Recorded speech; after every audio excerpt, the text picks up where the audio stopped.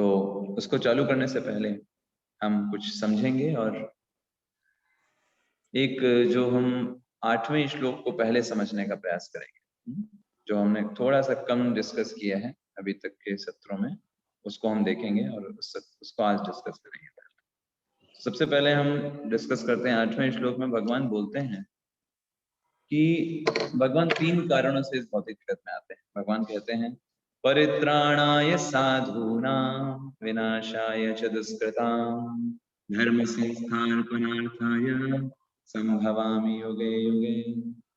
तो भगवान बोलते हैं कि कारण क्या है इस जगत में आने का। भगवान कारण देते हैं, पहला कि परित्राणाय साधूनां। तो इसके बारे में हमको आचार्य समझाते हैं, भगवान भले ही यहाँ पर बोल रहे हैं कि दुष्टों का विनाश करने, है ना, या फिर धर्म की स्थापना करने, लेकिन ये सारे काम तो उनके डिवोटीज भी कर ही सकते हैं, बहुत डिवोटीज कर देते हैं। लेकिन भगवान के अपीयर होने का जो मेन पर्पस है, अगर आप सारे शास्त्रों के निचोड़ को समझेंगे तो पर्पस यही है कि भगवान उन लीलाओं के माध्यम से इतना सुंदर तरीके से लीलाएं करते हैं कि जिससे उनके जो डिवोटीज हैं, जो बाद में होने वाले हैं, उन सब का मन उसमें बंध जाए। पहली चीज तो ये। दूसरा जो आचार्य बताते हैं कि परित्राणाय साधूनाम, ये एक्चुअल में रीजन है भगवान का आने का।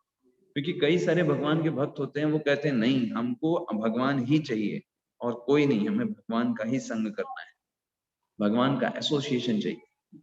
तो वो भगवान को लेकर के इतना ज्यादा आसक्त होते हैं कि भगवान को उनकी प्रतिपूर्ति करने आना ही पड़ता है, उनको अपना संग देने आना ही पड़ता है। ये असली रीजन। बाकी दुष्टों को मारना वो असली रीजन नहीं। तो रामानुजाचार्य जी बताते हैं अणुमात्र कालम अपि कल्प सहस्त्रम मनमाना प्रसिद्धिल सर्वगता भवेयु। जो भगवान के भक्त होते हैं उनके लिए एक एक सेकंड भी कल्प के समान बीतता है भगवान के विरह में। तो ऐसे जो भगवान के शुद्ध भक्त होते हैं, भगवान उनके अटैचमेंट के कारण आते हैं। जैसे आप अगर देखेंगे चैतन्य, भगवान श्री चैतन्य महाप्रभु का जो शिक्षाष्टकम है उसका 7th वर्स देखिए, तो बोलते हैं कि मुझे एक एक सेकंड हजारों हजारों सालों के बराबर लग रहा है। जब विरह में भक्त इस तरीके से जब व्याकुल होते हैं तो भगवान ऐसे भक्तों को अपना संग देने के लिए आते हैं। तो ये एक्चुअल में परित्राणाय साधूनां, और यही उनका मेन पर्पस होता है।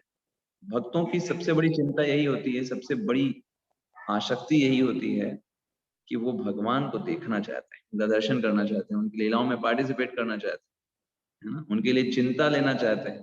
तो ऐसे भक्तों को अपना संग देने के लिए भगवान आते हैं और विभिन्न प्रकार के पास टाइम्स करते हैं। ये उनका मेन पर्पस होता है ना। बाकी जो दूसरी चीज है विनाशाय च दुष्कृताम, तो वो तो सेकेंडरी है। जैसे कुछ दुष्ट होते हैं, उनको मारने के लिए भगवान आते हैं, तो वो सिर्फ भगवान ही मार सकते हैं। ऐसे दुष्ट भी होते हैं कुछ ना कुछ, उन्होंने ऐसा वरदान लिया होता है कि हमको सिर्फ भगवान ही मार पाए और कोई ना मार पाए, ऐसे करके उन्होंने वरदान लिया होता है। तो फिर ऐसे लोगों को भगवान फिर स्वयं अपने हाथों से मारने आते हैं। और कोई बोल सकता है अरे ये तो अच्छी बात नहीं है, किसी को मारना, खत्म करना, कष्ट देना, भगवान ये सब काम क्यों करते हैं। देखिए जैसे एक माता होती है ना, कभी कोई बच्चे को मारती है, इसका मतलब ये नहीं कि उसकी दुश्मन हो गई है ना, कि माता को वो दुश्मन है तो अब उसको मारना है। नहीं, माता उसके भले के लिए मारती।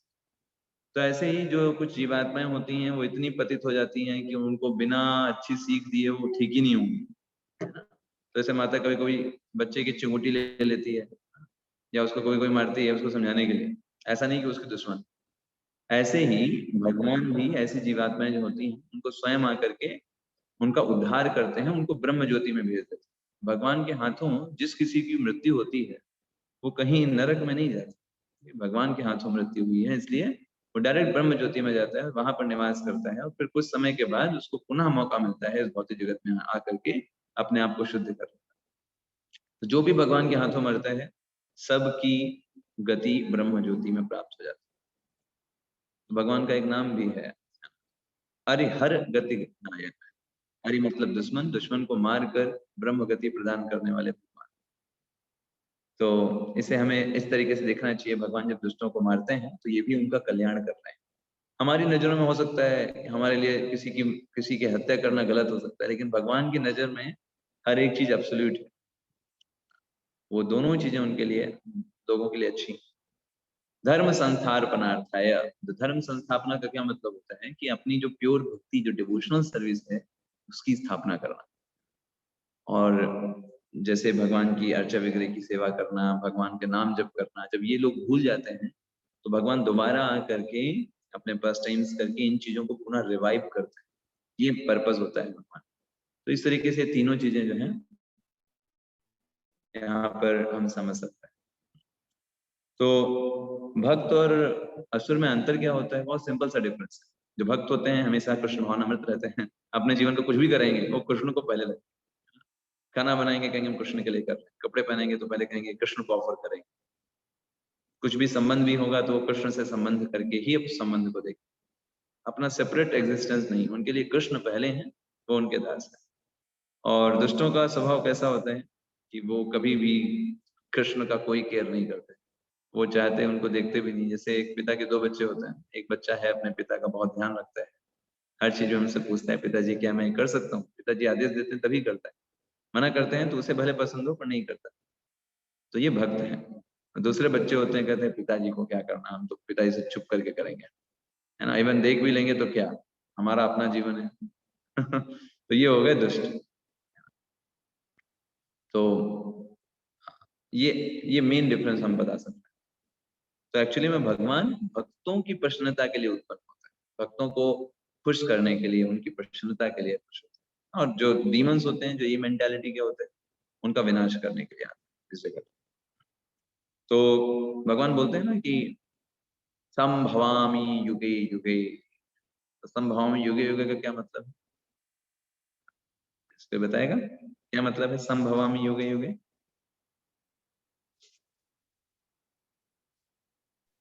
प्रकट होना, प्रकट होना। हाँ, हर युग में हाँ, प्रभु जी हर हर युग में, हाँ, धर्म की स्थापना भगवान हर युग में आते हैं, ये इसका मतलब। इन चाहे सब जो युग, इन सब तीनों परिस्थितियों के विद्यमान रहते हुए मैं हर हाँ, युग में मेरा आना संभव होता है। करेक्ट। तो भगवान हर युग में आते हैं, ये यहाँ पर बताया जा रहा है। तो अगर हर युग में आते हैं तो अभी कलयुग चल रहा है, कलयुग में भगवान कैसे आते हैं और यहाँ पर कौन से दुष्टों को मारेंगे? तो यहाँ पर ये बताया जाता है कि भगवान कलयुग में आते हैं श्री चैतन्य महाप्रभु के, और इसके बारे में शास्त्रों में कई जगह पे वर्णन भी है। जैसे वहां पर वर्णन है, हम देखते हैं हमारे शास्त्रों में, श्रीमद् भागवतम में वर्णन है, कृष्ण वर्णम तुषा कृष्णम सांगोपांगाद पार्षद यज्ञ संकीर्तन प्राये जंतु सुमेधशः। कलयुग में कौन व्यक्ति बुद्धिमान है? जो ऐसे भगवान की सेवा करते हैं जिन्होंने संकीर्तन मोमेंट को आगे बढ़ाया। कृष्ण वर्णम, जो कि जो कृष्ण वर्ण है, त्वचा अकृष्ण, जो स्वयं कृष्ण है लेकिन उनका जो शरीर की कांति है वो कृष्ण नहीं है, वो गोरे गोरे कलर की अंगास्त्र पार्षद, और अपने सारे हमेशा संग में रहते हैं, डिवोटीज के संग में रहते हैं, अकेले नहीं रहते। सांगो पांगास्त्र पार्षदम, और उनके पास जो अस्त्र है वो क्या है? अस्त्र उनका है भगवान का नाम। और यहाँ पर किस प्रकार के असुरों को मारते हैं? तो यहाँ पे असुरों को नहीं मारते, आसुरिक मेंटालिटी को मारते हैं हरि नाम का प्रचार कर। क्योंकि अगर असुरों को मारने लगेंगे तो हम सब मारे जाएंगे, हम सब वही हैं। हम सब असुरी बैठे हैं। तो भगवान यहाँ पर लोगों को, असुरों को नहीं मारते, आसुरिक मेंटालिटी को मारते हैं हरि नाम का प्रचार कर। तो अस्त्र यहाँ पर क्या है भगवान का? कोई धनुष नहीं है यहाँ पर, कोई चक्र नहीं है, यहाँ पर अस्त्र है हरि नाम। हरि नाम दे करके लोगों का उद्धार करते, जगाई मदाई जैसे पापियों का भी उद्धार करते। और कोई पात्र पात्रता नहीं देखते। अगर भगवान पात्र पात्रता देखते तो हम कभी भक्ति कर ही नहीं सकते, हमारी कोई पात्रता नहीं। भगवान बस यहाँ पे देखते हैं कि कोई व्यक्ति के अंदर इच्छा है, बस उतना काफी। चाहे वो कितना भी कामी, क्रोधी, लोभी, जो भी हो, सब सुधर जाएंगे। बस डिजायर होना चाहिए कि मुझे भगवान की सेवा करनी है। सब चीजें अपने आप ठीक हो जाएंगी थोड़े समय के बाद। तो ऐसे ही भगवान और भी अवतार लेते हैं। भगवान के अनंत अवतार, मुख्य रूप से जो अवतार बताए गए हैं, हर युग में अवतार होते हैं। वैसे भगवान अनंत रूप में आते हैं। कलयुग में कल के अवतार के रूप में भी आते हैं, गौतम बुद्ध के भी रूप में आते हैं, है ना। लेकिन एक युग में एक युगावतार होता है। युगावतार मतलब जो उस युग में के धर्म को प्रतिपादन करते हैं, कि जैसे एक युग के लिए पर्टिकुलर अवतार। तो युगावतार सब नहीं, जो उस युग में धर्म की स्थापना करे। जैसे कल की भगवान आएंगे तो धर्म की स्थापना करने नहीं आएंगे वो सीधे आ करके सब विनाश ही करेंगे, धर्म की स्थापना के लिए नहीं आए। ऐसे ही गौतम बुद्ध जी का अवतार तो एक स्पेसिफिक पर्पस के लिए होता है ना। नास्तिकों को मूर्ख बनाने के लिए भगवान बुद्ध का अवतार हुआ। तो लेकिन ये जो भगवान के अलग अलग अवतार हैं, इनका हर एक पर्पस होता है। जैसे युगावतार का पर्पस होता है कि युग के धर्म की स्थापना करना, युग का जो धर्म है। चैतन्य महाप्रभु युगावतार, इस युग में क्या करना चाहिए उसके बारे में चैतन्य महाप्रभु बताते हैं। तो आज हम फिर अगला श्लोक करेंगे। आज का 9th श्लोक हम पढ़ेंगे। देखता हूँ 9th श्लोक आपको दिख सके तो।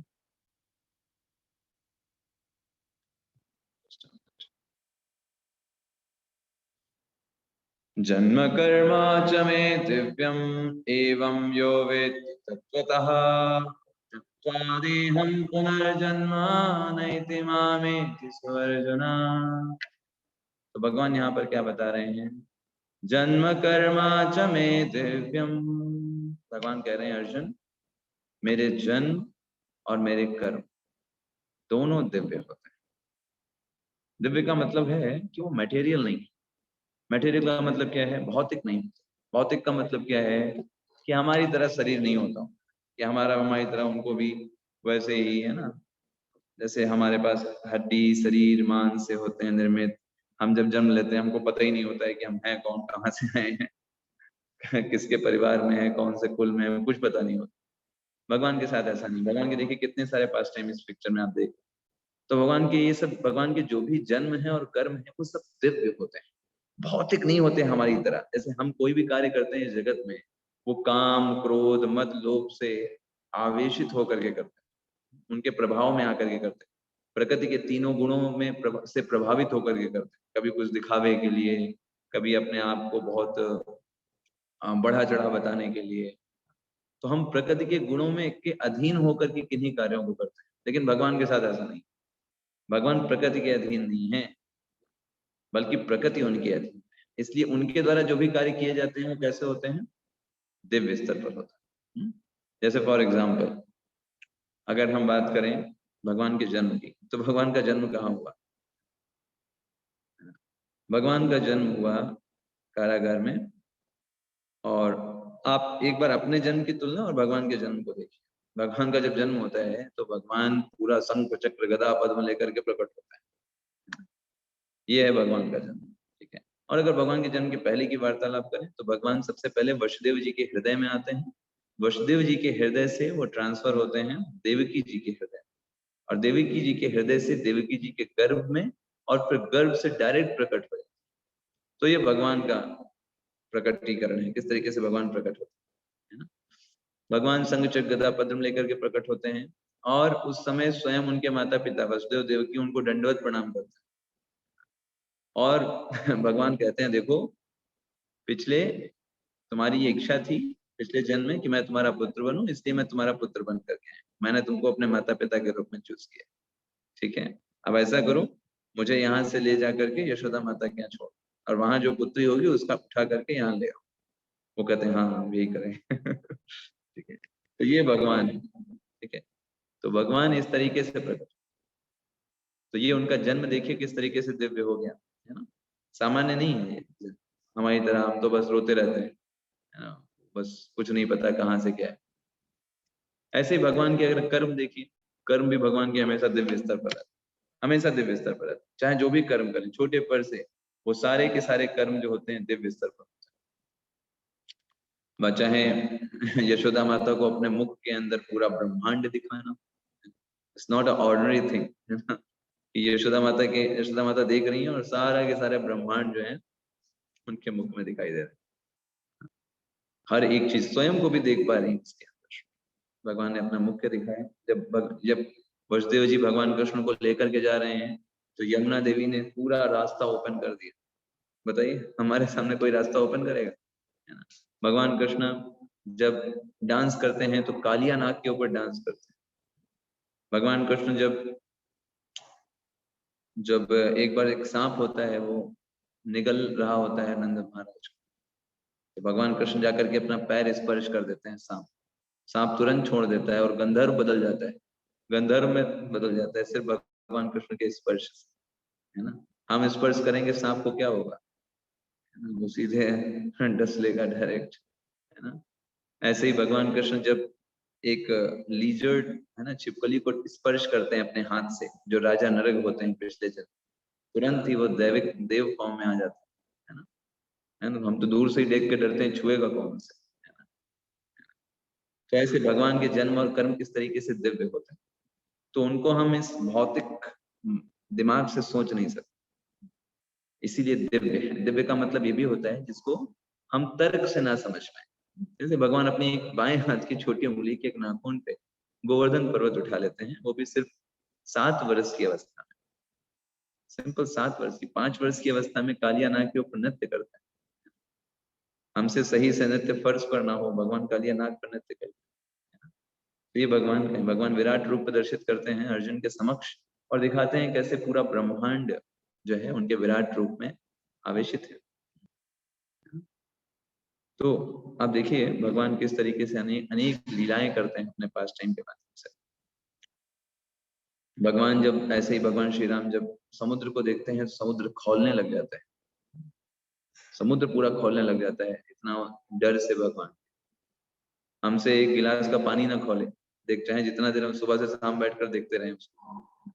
तो भगवान का कैसा है, भगवान का दिव्य लीलाएं, उनकी स्तर जो लीलाएं हैं वो दिव्य स्तर पर, तो उनको सामान्य मान करके ट्रीट करना ये हमारी मूर्खता होती है। जैसे कई लोग क्या बोलते हैं, कहते हैं देखिए भगवान श्री कृष्ण ने तो अनेक स्त्रियों के साथ नृत्य किया, तो हम भी कर सकते हैं, भगवान ने किया तो श्रील प्रभुपाद जी ऐसे लोगों से बोलते हैं, कहते हैं देखिए जब भगवान ने रास लीला किया तो उनकी उम्र 8 वर्ष थी, लेकिन उसके पहले 7 वर्ष पर उन्होंने गोवर्धन पर्वत को उठाया, 5 वर्ष पर उन्होंने कालिया नाग पर नृत्य किया। तो अगर आप गोवर्धन पर्वत उठा सकते हो तो फिर आप वो भी कर सकते हो। आप सिर्फ उसी चीज को क्यों उठाते हो जो चीज में आपको रुचि है। आप अपने भौतिक बुद्धि से, है ना, सिर्फ उसी चीज को ग्रहण करना चाहते हो जो आपको आपके लिए ठीक लगती है। लेकिन अगर आपको ग्रहण ही करना है तो कंप्लीट ग्रहण करिए, आधा अधूरा क्यों। भगवान श्री कृष्ण ने गोवर्धन पर्वत भी उठाया, कालिया नृत्य भी किया, है ना। जयद्रथ को मारने के लिए भगवान ने सूर्य को भी नियंत्रित कर लिया सूर्य अस्त हो गया तो उसको वापस प्रकट कर दिया, तो वो भी करके दिखाई, वो भी तो फिर भगवान कृष्ण ही किया ना, है ना। कई लोग तो शिव जी के नाम पे बोलते हैं, कहते हैं कि शिव जी ने देखिए, शिव जी भांग खाते हैं, धतूरा खाते हैं, तो हम भी खाएंगे शिव जी का प्रसाद बना करके। तो शिव जी तो जहर भी पीते हैं, तो वो प्रसाद लगा के हम जहर भी पी सकते हैं इसका, लेकिन नहीं, वो फिर नहीं करेंगे। क्यों? क्योंकि उनको भांग में इंटरेस्ट है, नशा में इंटरेस्ट है, जहर में इंटरेस्ट नहीं। तो अगर आपको किसी चीज को कॉपी करना है तो कंप्लीट कॉपी करना चाहिए, लेकिन आपको पता होना चाहिए हम भगवान को कॉपी नहीं कर सकते। जब रासलीला हुई तो जो गोपियां थी उनका शरीर तो घर पर ही था, सिर्फ आत्माएं गई थी, है ना। तो it's not about the bodies, वो आत्मा जो थी वो भगवान के साथ थी। और ये एक जैसे एक भगवान की सेवा करने का, जहां पर ये चीज बताई जाती है कि गोपियों ने अपना सर्व कुछ सेक्रीफाइस कर दिया भगवान की प्रसन्नता के लिए। इसलिए गोपियां भगवान की सबसे उत्कृष्ट भक्त हैं, जिन्होंने हर एक चीज को सेक्रीफाइस किया भगवान कृष्ण के लिए, चाहे जो कुछ भी, जो भी अपने पूरे एग्जिस्टेंस को सेक्रीफाइस कर। तो उनको गलत तरीके से देखना, ये इससे बड़ी दुर्बुद्धि और क्या होगी इस संसार में। तो भगवान के जो जन्म कर्म को हम भौतिक तरीके से देखें, ये हमारी मूर्खता है, क्योंकि भगवान तो हमेशा दिव्य स्तर पर कार्य करते हैं।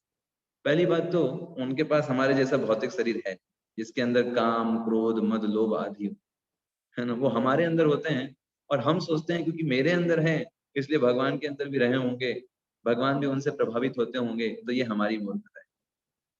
श्रीमद् भागवतम में वर्णन आता है भगवान की 16,108 पत्नियां थी, लेकिन भगवान किसी से भी आकर्षित नहीं थे। भगवान किस चीज से आकर्षित होते थे? उन पत्नियों की सेवा भावना से, कभी उनके रूप सौंदर्य से आकर्षित नहीं होते थे, क्योंकि भगवान के पास रूप की भरमार है। स्वयं भगवान मदन मोहन है, उनको कोई रूप आकर्षित नहीं कर सकता, कोई भी चीज उनको आकर्षित नहीं कर सकता। सिर्फ एक चीज से भगवान आकर्षित होते हैं और वो है प्योर डिवोशनल सर्विस। अगर कोई व्यक्ति भगवान की प्रसन्नता के लिए कार्य करना चाहता है, भगवान उससे प्रभावित हो जाता है और किसी चीज से उनको प्रभावित नहीं किया जा सकता। That is secret actually. तो इसलिए भगवान को हमें उनकी प्योर भक्ति के लिए प्रयास करना चाहिए, बाकी और चीजों के लिए नहीं। यही दिव्य का मतलब यही है, अनकॉमन, जो कोई भी नहीं कर सकता उसको बोलते हैं दिव्य, जो कोई भी नहीं कर सकता, है ना। अब जैसे कुछ चीजें हैं वो हर कोई कर सकता है, जैसे फॉर एग्जाम्पल भगवान कृष्ण ने माखन चोरी किया, तो कर सकते हैं कि नहीं कर सकते? कर सकते हैं, माखन चोरी किया जा सकता है। भगवान ग्वाल वाले थे और गायों को चराने जाते थे, तो कर सकते हैं। कोई भी आज बोल सकता है कि हम कर सकते हैं। तो भगवान कृष्ण की कुछ लीलाएं लौकिक हैं और कुछ लीलाएं अलौकिक होती हैं, तो हमें उसको समझना है। तो दिव्य का मतलब एक ये होता है कि एक तो अलौकिक लीलाएं, एक दिव्य का मतलब ये भी होता है कि जिसको हम तर्क से नहीं समझ सकते, हमारी बुद्धि से परे हैं, उसको भी हम बोलते हैं दिव्य, जो शब्द यूज किया गया है। तो भगवान क्या बोल रहे हैं अर्जुन, जो इस बात को समझ जाता है, मेरी लीलाओं को सुन करके समझ करके जो इस बात को समझ गया कि मैं जो भी कार्य करता हूँ वो दिव्य स्तर पर रहता है, भौतिक स्तर पर नहीं रहता। जैसे मैंने आपको एक एग्जांपल दिया कि हम जो भी कार्य करते हैं वो भौतिक स्तर पर करते हैं, है ना, काम, क्रोध, मद, लोभ, है ना, इन सब से आवेशित होकर के हम कोई भी कार्य इस जगत में करते हैं। तो जिसको ये बात समझ में आ गई कि भगवान के ऊपर ये सब चीजें अप्लाई नहीं होती, क्योंकि मेरे पास भौतिक शरीर है इसलिए मुझे मुझे ये सब चीजें आवेशित करती हैं, लेकिन भगवान के अंदर ये सब चीजें नहीं होती, वो दिव्य स्तर पर कार्य करते हैं। वो इस भौतिक जगत में ये सब करने नहीं आते, है ना, जो हम करने आते हैं। हम इस भौतिक जगत में क्यों आते हैं? सेंस ग्रेटिफिकेशन करने के, तभी इस भौतिक जगत में आते हैं, है ना।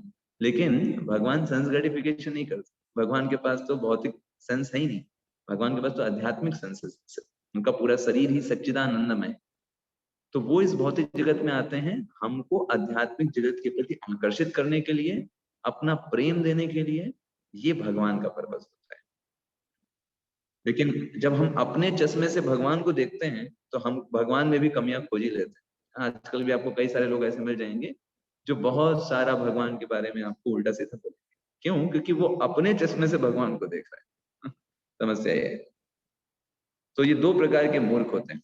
प्रभुपाद जी अपने कई तात्पर्यों में बताते हैं, मूढ़ा, दो प्रकार के मूर्ख। एक मूर्ख होता है जो भगवान को मनुष्य मान लेते हैं, और दूसरे प्रकार के मूर्ख होते हैं जो स्वयं को भगवान मान लेते हैं। कहते हैं भगवान भी यहाँ है, हम भी यहाँ है, तो हम भी भगवान बन जाएंगे एक बार कृष्ण की तरह, है ना। तो और स्वयं को भगवान मान लेते हैं मूर्खता बस, जबकि उनको पता है वो पूरी तरीके से प्रकृति के द्वारा नियंत्रित है। लेकिन वो स्वयं को भगवान मान करके सिर्फ झूठी प्रतिष्ठा प्राप्त करने के लिए इस जगत में वो ऐसा कार्य करते हैं। तो मध्वाचार्य जी बताते हैं कि तत्व से जानने का मतलब क्या है, व्यक्ति को एकदम फेथ हो जाए कि ये कृष्ण है, मेरे स्वामी हैं, मैं उनका दास हूँ और उनकी सेवा करना मेरे जीवन का लक्ष्य है। ये भावना को अपने हृदय में समाहित करके जो व्यक्ति अपने पूरे एग्जिस्टेंस को भगवान के लिए समर्पित कर देते हैं, ये नहीं कि बस तत्व से जानने का मतलब है कि हमने बस फिलॉसफी पढ़ लिया, सुन लिया कि हाँ कृष्ण भगवान है, बस थ्योरेटिकली है, नहीं। अपने पूरे जीवन के आचरण में ये लगना चाहिए that person is totally surrender to Krishna, इसका अब कुछ नहीं हो सकता। ऐसा मतलब होना चाहिए कि ये व्यक्ति तो गया कृष्ण के, ये जीवन तो कृष्ण को दे दिया, अब अगला जीवन देखेंगे तो देखेंगे, उसको कुछ करना होगा, इस जीवन में तो कुछ नहीं हो सकता। इस तरीके से वो व्यक्ति ने अपने पूरे जीवन को समर्पित कर दिया कृष्ण के लिए। वो जो भी करे कृष्ण के लिए करे, उसका सुबह से लेकर के शाम तक उसकी ये चेतना रहे कि मैं कृष्ण की सेवा कर रहा हूँ, कृष्ण के लिए धन उपार्जन, कृष्ण के लिए भोजन बनाना, कृष्ण के लिए कपड़े सिलना, परिवार का ध्यान रखना वो भी कृष्ण के, हर एक चीज कृष्ण कृष्ण कृष्ण, सोवत चलत उठत बैठत हर जगह भगवान कृष्ण को समर्पित करके, सिर्फ बाहरी कपड़ों से नहीं, अपने मन को भगवान के लिए समर्पित। तो जब इस तरीके से व्यक्ति समर्पित करता है तो उसे बोलते हैं तत्वतः वो समझ गया। इसलिए भगवान ने क्या बोला, एवं यो वेत्ति तत्वतः, जो तत्व से समझ जाता है।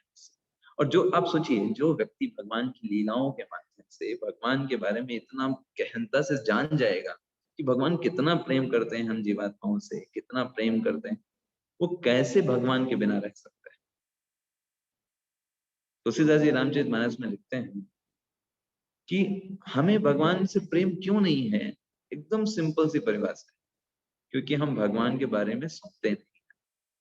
जितना भगवान के बारे में सुनेंगे, उनका ग्लोरिफिकेशन सुनेंगे, कितने दयालु हैं, कितना प्रेम करते हैं अपने भक्तों से, तो हम उनके बिना रह नहीं पाएंगे। उनकी याद किए बिना, उनका नाम जप किए बिना हमसे रहा नहीं जाएगा, जब हम उनके प्रेम को समझने का प्रयास करें। लेकिन समस्या क्या है, हम भगवान के बारे में सुनते ही नहीं। आप देखिए, सिंपल सा आपका उदाहरण देते हैं, इस जगत में फालतू के कितने एडवर्टाइजमेंट जो हैं आपके टीवी पर आते हैं। आपका वो चीज नहीं भी खरीदने का मन है, उन एडवर्टाइजमेंट को देख करके आप उन फालतू की चीजों को भी घर में खरीद करके ले आते हैं। कारण क्या है, क्योंकि आप उसको सुन रहे हैं। तो भगवान जो वास्तव में हमारे सुहृद हैं, तो उनके बारे में जब हम सुनेंगे, क्या उनसे हमारा प्रेम डेवलप नहीं होगा? सोचने वाली बात। बिल्कुल होगा। और इस तरीके से जब कोई व्यक्ति प्रेम डेवलप कर लेता है, तो श्रील प्रभुपाद जी तात्पर्य में लिखते हैं, इस सत्य को जो कि शास्त्रों के आधार पर है, जो व्यक्ति एकदम समझ जाता है, सारी फिलॉसफी स्पेकुलेशन, अपने मन से जो विचार कि ये हो सकता है, वो हो सकता है, उन सबको त्याग करके श्री कृष्ण को सुप्रीम पर्सनालिटी ऑफ गॉड है करके स्वीकार करता है और पूरा विश्वास रखता है, वो व्यक्ति मुक्ति को प्राप्त करेगा। दूसरा व्यक्ति खूब सारे शास्त्र पढ़ रहा है, ये कुछ ऐसा हो सकता है, वैसा हो सकता है, ये भगवान हो सकते हैं, वो भगवान हो सकते हैं, वो व्यक्ति फंसेगा। लेकिन जिस व्यक्ति ने फेथ रखा है भगवान की वाणी पर और वेदों पर, वो सिंपली इस सत्य को स्वीकार करके अपने जीवन को भगवान के लिए समर्पित करके इस जीवन के अंत में भगवान को प्राप्त करता है। That is the thing. त्यक्त्वा देहं पुनर्जन्म नैति मामेति स्वर्जना। वो व्यक्ति जब इस शरीर को त्याग करेगा, तो आचार्य बताते हैं, त्याग का छोड़ो, जो व्यक्ति भक्ति कर रहा है वो मुक्त ही है। जिस क्षण वो भगवान का चिंतन कर रहा है, भगवान का नाम जप कर रहा है, उस क्षण वो मुक्त ही जी रहा है। वो तो कभी भी शरीर छोड़ेगा, वो भगवान की सेवा कर रहा है और भगवान की सेवा ही आगे करने वाला है। वो हर समय मुक्त है। जितने समय हम भगवान कृष्ण से जुड़े हुए हैं ना, किसी भी प्रकार से, श्रवणम कीर्तनम स्मरणम पाद सेवनम सख्यम आत्मनिवेदनम, ये सब परिस्थितियों में हम मुक्त जीव हैं। हमें भौतिक जगत की चीजें परेशान नहीं कर सकती। तुलसीदास जी लिखते हैं, इन तीनों तीनों लोकों में कहीं भी चले जाओ, अगर भगवान का नाम जप नहीं करोगे, तो तीनों लोकों में हर जगह तुमको तीनों ताप मिलने वाले हैं, हर जगह परेशान रहने वाले हैं। भगवान का स्मरण और भगवान का नाम ही तुमको तीनों तापों से मुक्त कर सकते हैं। वरना घूमते रहोगे यही ऊपर नीचे, स्वर्ग लोक नर्क लोक, स्वर्ग लोक नर्क लोक, है ना, उससे कुछ मिलने वाला नहीं। भगवान का नाम लोगे, भले इस मटेरियल वर्ल्ड में रहें, हम खुश रहेंगे, हैप्पी रहेंगे। तीनों ताप हमारा कुछ नहीं बिगाड़ सकते, नथिंग दे कैन डू, है ना। तो प्रभुपाद जी लिखते हैं, ये मुक्ति आसान नहीं है, लेकिन भगवान के नाम की ये महिमा है कि कोई व्यक्ति बहुत आसानी से प्राप्त कर सकता है। प्रभुपाद जी तात्पर्य में लिखते भी हैं, इसका कोई अल्टरनेटिव नहीं है कि कोई और तरीके से हम भगवान को प्राप्त करते हैं। नहीं, जो भगवान कृष्ण को स्वीकार नहीं करता, वह पहले से ही अज्ञानता में जी रहा है। तो व्यक्ति को स्वीकार करना चाहिए, फेथ रखनी चाहिए भगवान के ऊपर, तब हम आगे प्रोसीड कर सकते हैं। चलिए, तो अभी हम अगला श्लोक देखेंगे, 4.10 नंबर श्लोक अभी डिस्कस राइट नाउ।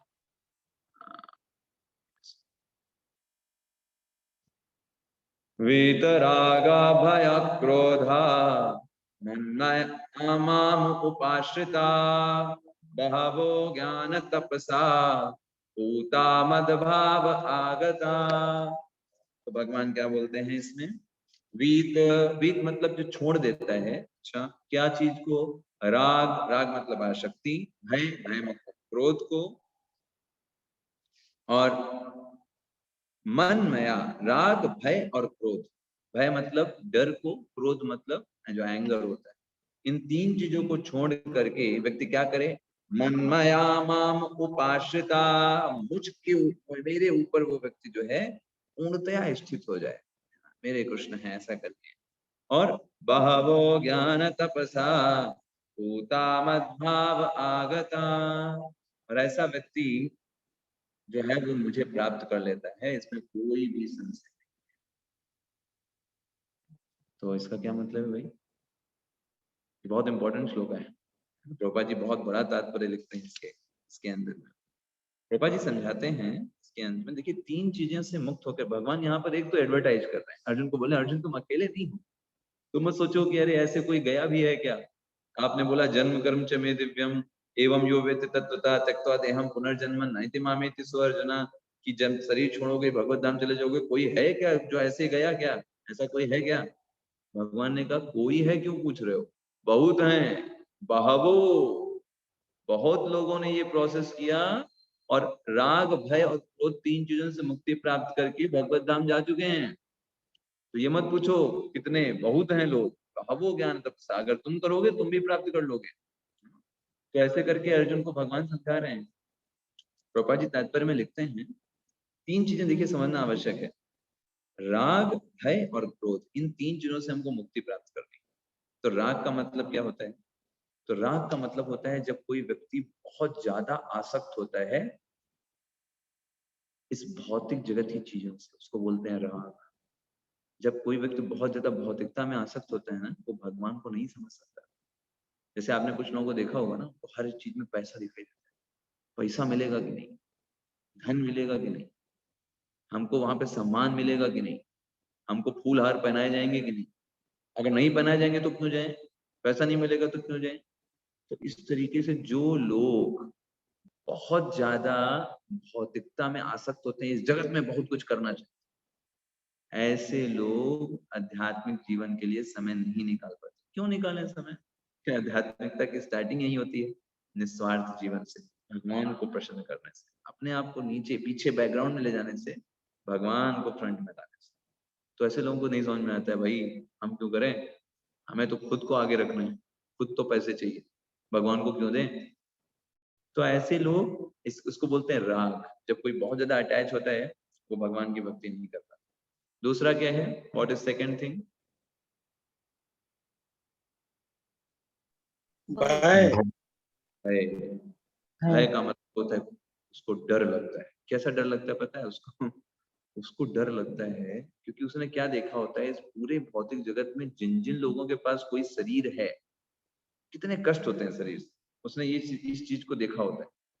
कभी ये रोग, कभी वो रोग, कभी जन्म मृत्यु, है ना, कितने प्रकार के रोग उसको इस शरीर से प्राप्त होते हैं। तो इस व्यक्ति को जब सुनाई देता है कि आध्यात्मिक जगत में मुक्त होने के बाद भी हमको शरीर नहीं मिलेगा, हम ग्वाल बाल बन जाएंगे, भगवान के लिए यशोदा माता की संगी बन सकते हैं, है ना, तो वहां पर भी हमको शरीर प्राप्त हो जाएगा, तो ये व्यक्ति डर जाता है, ये कहता है नहीं नहीं नहीं, हमें शरीर नहीं चाहिए, शरीर में तो बड़े रोग धोख होते हैं, शरीर के कारण तो बड़े कष्ट होते हैं, तो हमें शरीर चाहिए ही नहीं, हमको आध्यात्मिक जीवन चाहिए ही नहीं। और ये ऐसे नकारात्मक सोच रख करके ऐसे लोग जो होते हैं वो निर्विशेषवाद की शरण ग्रहण करते हैं कि हमें कोई विशेष चीज नहीं चाहिए, हम बस शून्य बन जाना चाहते हैं, हम बस खत्म हो जाना चाहते हैं, है ना। तो वो बॉडली कॉन्सेप्ट को ही इतना ज्यादा नेगेटिव वे में सोचते हैं, कहते हैं अब हमको बॉडी चाहिए ही नहीं किसी प्रकार से। वो ये नहीं जानते कि आध्यात्मिक शरीर और भौतिक शरीर में कैसा अंतर होता है। आध्यात्मिक शरीर कभी छोड़ना नहीं पड़ता, वो हमेशा के लिए होता है, लेकिन वो इतना ज्यादा नेगेटिविटी भर लेते हैं बॉडी के लिए, भौतिक शरीर के लिए, कि कितना खराब है, कि आध्यात्मिक शरीर को भी वो इग्नोर कर देते हैं। उनको जब सुंदरता का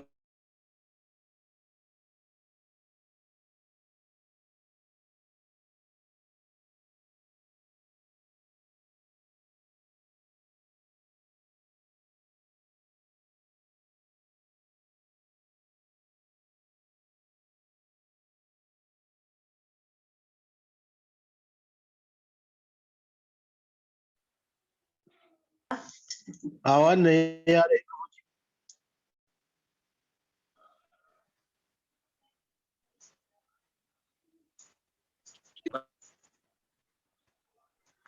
आवाज नहीं आ रही है प्रभु जी। प्रभु जी आवाज नहीं आ रही है। हरे हरे कृष्ण हरे कृष्ण। अभी आवाज आ रही है? आ रही प्रभु जी आवाज। तो ऐसे लोग हम डिस्कस कर रहे थे कि ऐसे लोग जो हैं वो इस विचार से ही डर उनको आ जाता है कि कैसे आध्यात्मिक जगत में भी कोई हमें शरीर मिलेगा क्या, इस विचार से डर जाते हैं। इसको बोलते हैं भय। तो इससे भी वो मुक्त हो चुका, उसे एग्जैक्टली क्लियर होना चाहिए आध्यात्मिक जगत में जो स्वरूप होगा वो सच्चिदानंद में होता है, ये भौतिक शरीर इस तरह स्वरूप नहीं होता है। ये चीज इसको क्लियर होनी चाहिए। और तीसरा क्या है? क्रोध। क्रोध। तो क्रोध का मतलब क्या होता है? देखिए कुछ लोग ऐसे होते हैं ना, उनका विचारधारा वो कभी भी आध्यात्मिकता को उनके समझ में ही नहीं आता, या फिर उनको कहीं पर चीट किया गया आध्यात्मिकता के नाम। जैसे फॉर एग्जाम्पल आप भी ऐसे कई सारे लोगों को जानते होंगे जिनको वो किसी बाबा के चक्कर में पड़े, या फिर कोई फॉल्स साधु था, है ना, उसके चक्कर में पड़े और उनको धोखा मिला आध्यात्मिकता में। या ये बोले आध्यात्मिकता के नाम पर जो कुछ भी उनको पढ़ाया जा रहा था, जो भी उनको समझाया जा रहा था, वो व्यक्ति ऑथेंटिक नहीं था, परंपरा में नहीं था, तो वो चीट किए गए। तो इन व्यक्तियों का विश्वास उठ जाता है आध्यात्मिकता से, और ये क्रोधित हो जाते हैं, कहते हैं अरे ये सब सिर्फ पाखंड है, कुछ नहीं होता है, हमने भी एक देखो फॉलो किया था, क्या हुआ देखो हमारे साथ, है ना। तो ये लोग इतने ज्यादा एम्बैरेस्ड हो जाते हैं सो मेनी थ्योरीज से, फॉल्स कॉन्कॉक्शन। तो कलयुग में तो बहुत आसान है ना। एक डिवोटी बता रहे थे, कहते भाई इतने सारे पाखंड मत चल रहे हैं, तब चलो ये श्योरिटी है कि हाँ कलयुग ही चल रहा है, वरना तो हम टेंशन में आ गए थे कहीं इतना सब डिवोटीज को देख करके कि सतयुग तो नहीं चल रहा है। लेकिन इतने सारे पाखंड मत चल रहे हैं और इतने सारे पाखंडी लोग हैं, तो ये श्योरिटी हो जाती है हाँ भाई कलयुग ही चल रहा है, ये तो श्योर है। और हमें कलयुग के लिए हमें ये फेथ हो जाती है कलयुग में कितना हमारे लिए हरि नाम महत्व। तो इतने सारे पथ हैं, इतने सारे फॉल्स पथ बने हुए हैं, लोग तो मूर्ख होते ही हैं, है ना, जनता जो होती है, और वो किसी को भी गुरु के रूप में स्वीकार कर लेते हैं, सेंटिमेंटल हो जाते हैं बिना समझे जाने। तो फिर इस कारण से वो समस्या आ जाती है। बाद में वो कहते हैं इवन जो सही पथ भी होते हैं उनको भी नकारने लगते हैं। जैसे फॉर एग्जाम्पल, जैसे कभी कोई किसी को झोला छाप डॉक्टर से दवाई लिया, हाँ, और उसको रोग उसका बढ़ गया, तो फिर वो कभी कोई क्या बोलता है, अरे डॉक्टर सब ऐसे हो। अरे डॉक्टर सब ऐसे थोड़ा ना होते, तो तुम्हारी बेवकूफी थी कि तुम झोला छाप डॉक्टर के पास चले गए, तुमने सही से पहचान नहीं की। डॉक्टर असली भी हैं जिनके पास प्रॉपर डिग्री है और सही दवाई देने वाले थे, है ना। इसका मतलब थोड़ा ना कि सारे के सारे डॉक्टर ही खराब है ना, क्योंकि तुम चेकअप नहीं कर पाए इसका मतलब ये नहीं है कि सारे डॉक्टर खराब है। ऐसे ही कुछ लोग आप देखेंगे हमेशा क्रोधित रहेंगे, उनसे थोड़ी सी भी बात करोगे आध्यात्मिकता की, अरे ये सब ऐसे ही है, और हमेशा बेतुकी बातें करेंगे। भगवान कृष्ण ने ऐसा क्यों किया, क्या करने की जरूरत थी, भगवान कृष्ण ने कर्ण को क्यों मारा जो वो निहत्था था, है ना। मतलब सारी बेतुकी बातें करेंगे, और अगर आप उनसे कहोगे देखो हम आपको रीजन बता रहे हैं भगवान ने ऐसा क्यों किया, तो रीजन सुनने को तैयार नहीं है, कहीं नहीं हमको सुनना ही नहीं, ये सब फालतू की बात है। तो ऐसे लोग होते हैं, ऐसे लोगों को बोलते हैं क्रोधा। वीत राग भय क्रोधा। वीत का मतलब होता है जो इन तीनों चीजों को त्याग कर देता है, जिसको राग नहीं है भौतिक जगत में, और भय नहीं है कि अरे आध्यात्मिक जगत में क्या होगा, वही होगा जो यहाँ कर रहे हैं वही वहां करना है।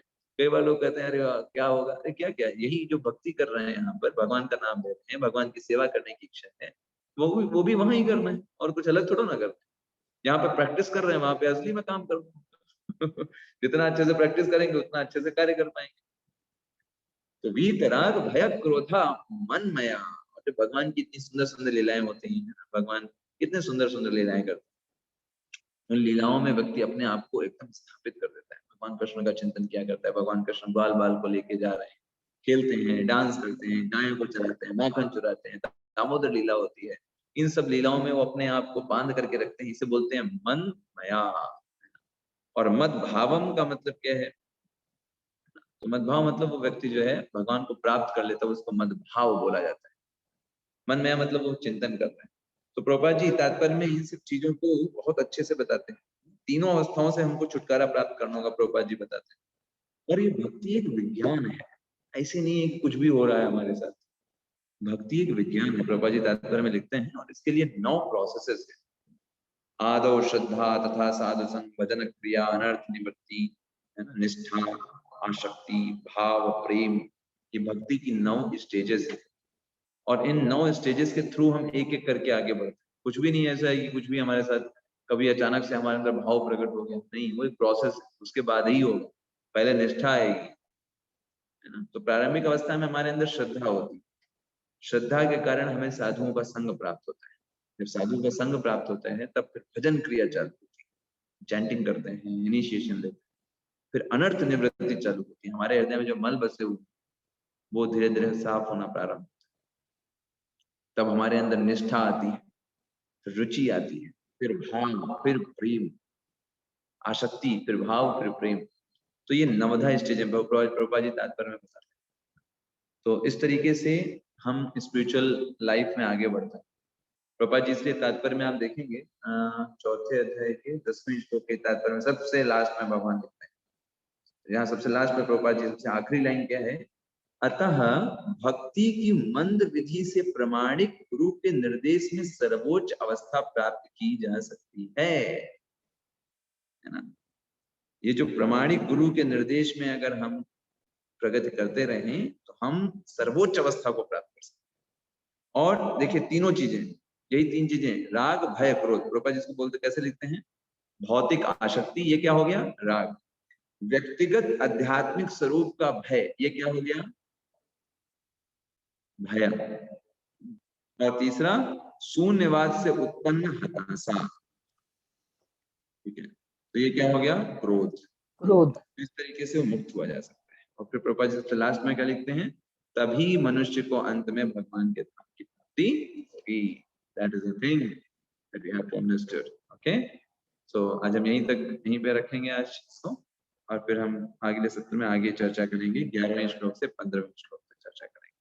ठीक है, ओके, चलिए। जय गुरुशील प्रभुपाद की जय, गौर भक्तवृंद हरे की कृष्ण प्रभु जी।